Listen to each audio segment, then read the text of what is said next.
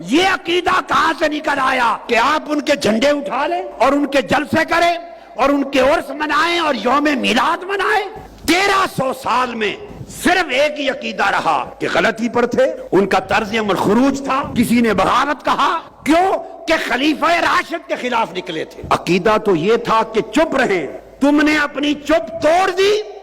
اور نعرے لگا کر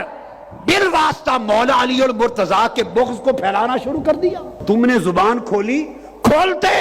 مولا علی کہنے میں کھولتے تو بات تھی، ایمان تھا۔ تم نے ان کو مولا بنایا جن کے لیے ائمہ چپ کرواتے رہے کہ چپ زبان بند رکھیں، سب و شتم نہیں کرنا، لان تان نہیں کرنی، تفسیق و تکفیر نہیں کرنی۔ وہ چپ کراتے رہے تاکہ صحابہ کا کہ جو ایک نسبت ہے اس کی وجہ سے تعظیم رہے، معاملہ اللہ پہ چھوڑ دیں، ختم۔ جب آپ کی بیعت ہو گئی، آپ کی خلافت کا اعلان ہو گیا، تو اس کے بعد آپ ہی خلیفہ راشد تھے جس نے خاص صحابہ کرام میں سے بوجوہ آپ کی خلافت کو تسلیم نہیں کیا اور کوئی اقدام کیا، اس کو ائمہ اہل سنت نے اول دن سے آج تک اس کو خروج اور بغاوت قرار دیا ہے۔ جس نے مولا علی المرتضیٰ کے زمانے میں ان کی خلافت کو قبول نہیں کیا اور کوئی اقدام کیا، اس کو ائمہ اہل سنت نے بالاجماع بغیر اختلاف کے خروج اور بغاوت قرار دیا، اور اس طبقے کو خود آقا علیہ الصلوۃ والسلام نے بغاوت قرار دیا تھا، حضور علیہ السلام نے بغاوت قرار دیا تھا۔ عقیدہ یہ ہے،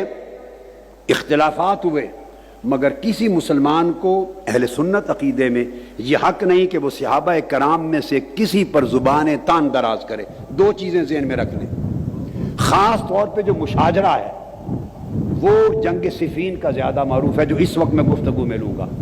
جو ایک طرف مولا علی شیر خدا ہیں اور وہ خلیفہ راشد ہیں، دوسری طرف ایک طبقہ ہے جس میں کچھ صحابہ بھی تھے اور باقی تابعین اور غیر صحابہ بھی تھے جنہوں نے خروج کیا آپ کی خلافت کے خلاف۔ ان کے سربراہ یا ان کو لیڈ کرنے والے حضرت امیر معاویہ رضی اللہ تعالی عنہ ہیں، وہ بھی صحابی ہیں۔ اب سن لیں، حضرت امیر معاویہ رضی اللہ تعالیٰ عنہ کہہ رہا ہوں، صحابی ہیں۔ اہل سنت کا 1300 سال میں یہ عقیدہ رہا ہے کہ وہ حق اور خطا کا امتیاز کرتے رہے، صحیح اور غلط کا امتیاز کرتے رہے، مگر صحابی میں سے کسی کی شان میں زبان تان دراز نہیں کی۔ نہ لان کرنا جائز ہے، نہ تان کرنا جائز ہے، نہ سب و شتم کسی پر جائز ہے، نہ کسی کی تکفیر و تفسیق جائز ہے۔ کسی کو کافر کہنا جائز نہیں، فاسق کہنا جائز نہیں، کسی کو ملعون کہنا جائز نہیں، تان کرنا جائز نہیں، سب و شتم گالی دینا جائز نہیں۔ کف لسان کا حکم ہے حضرت امیر معاویہ رضی اللہ تعالی عنہ کے لیے۔ کف لسان، یہ اہل سنت کا عقیدہ ایک بڑا نازک عقیدہ ہے۔ ادھر ہٹ گئے تو اور مسلک بن گیا، اس طرف ہٹ گئے افراط ہوا یا تفریط، آپ مسلک اعتدال پر اہل سنت پر نہیں رہے، گمراہی کی طرف چلے جائیں گے۔ اور کف لسان، صرف زبان کو بند رکھنا، ایک یہ چیز طے شدہ رہی، ایک یہ طے شدہ رہی کہ حق پر ان سارے مشاجرات میں مولا علی المرتضیٰ تھے۔ چونکہ گفتگو اس وقت صرف حضرت امیر معاویہ رضی اللہ تعالیٰ عنہ کے تناظر میں ہو رہی ہے، جنگ صفین اور آپ کا جو پورا نظام سیاست و ملوکیت تھا اس حوالے سے ہو رہی ہے، لہذا ان کا سٹینڈ خطا پر مبنی تھا، وہ خاطی تھے، ان کا موقف درست نہیں تھا۔ اور فقہا نے اور ائمہ اصول الدین نے اپنی تمام کتب اہل سنت کے اندر ان کے اس عمل کو، اقدام کو خروج اور بغاوت تک کا لفظ لکھا ہے، خروج اور بغاوت کا لفظ لکھا ہے۔ کسی ایک کتاب نے بھی ان کے عمل کی توثیق نہیں کی۔ میں 1300 سال کے ذخیرہ علم کی بات سند اور دلیل اور حجت کے ساتھ کر رہا ہوں۔ ائمہ اہل سنت میں کسی ایک نے ان کے طرز عمل کی توثیق نہیں کی، اس کو درست نہیں کہا، اس کا دفاع بھی نہیں کیا، کسی نے دفاع بھی نہیں کیا، نہ ان کی شان میں کسی نے کلابے ملائے، نہ کسی نے قصیدے پڑھے، نہ ان کے لیے جلسے جلوس کیے، نہ ان کی شان میں ترانے بلند کیے، نہ ان کے جھنڈے اٹھائے، نہیں۔ 1300 سال کا اہل سنت والجماعت کا ذخیرہ علم متفقہ، جس پر اختلاف نہیں ہے، میں ذمہ داری سے کہہ رہا ہوں، کتابیں پڑھیں، کھنگالیں کتب کو، علم کے سمندر میں غوطہ زنی کریں، آپ کو پتا چلے 1200-1300 سال میں اصول دین اور اصول عقائد کے اور اصول فقہ کے کسی ایک عالم اور فقیہ اور امام نے ان کا دفاع نہیں کیا، ان کے طرز عمل کی توثیق نہیں کی، ان کے قصیدے نہیں پڑھے۔ ہر ایک نے متفقہ طور پر ان کے طرز عمل کو خروج کہا، بغاوت کہا، اور مولا علی المرتضیٰ کو حق پر کہا، والحق کان بید علی، ہر ایک نے لکھا، مگر ساتھ کہا خبردار آپ کا حق نہیں۔ ان کو مجتہد خاطی کہا، یہ ان کا اجتہاد تھا، وہ خطا پر مبنی ہے، معاملہ اللہ پہ چھوڑا، اور صحابہ کرام میں شامل ہونے کی باعث کف لسان کو حکم دیا کہ کوئی انہیں کافر نہ کہے۔ میرے لفظ سنیں، کتابوں میں لکھا ہے کہ انہیں کافر نہ کہا جائے، انہیں فاسق نہ کہا جائے، تکفیر نہ کرے، منع ہے، حرام ہے، تفسیق نہ کرے، منع ہے، لعن و طعن نہ کرے، لعنت نہ بھیجے، منع ہے، حرام ہے، سب و شتم نہ کریں، گالی گلوچ نہ کریں، حرام ہے۔ 1300 سال سے ائمہ دین تو یہ کہہ کر دفاع کرتے رہے ہیں کہ لعن طعن نہ کریں، سب و شتم نہ کریں، ان کو کافر و فاسق نہ کریں، زبان بند رکھیں۔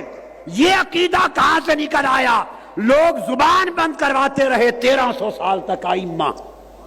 اور آج یہ عقیدہ کہاں سے آیا کہ آپ ان کے جھنڈے اٹھا لیں اور ان کے نعرے لگائیں،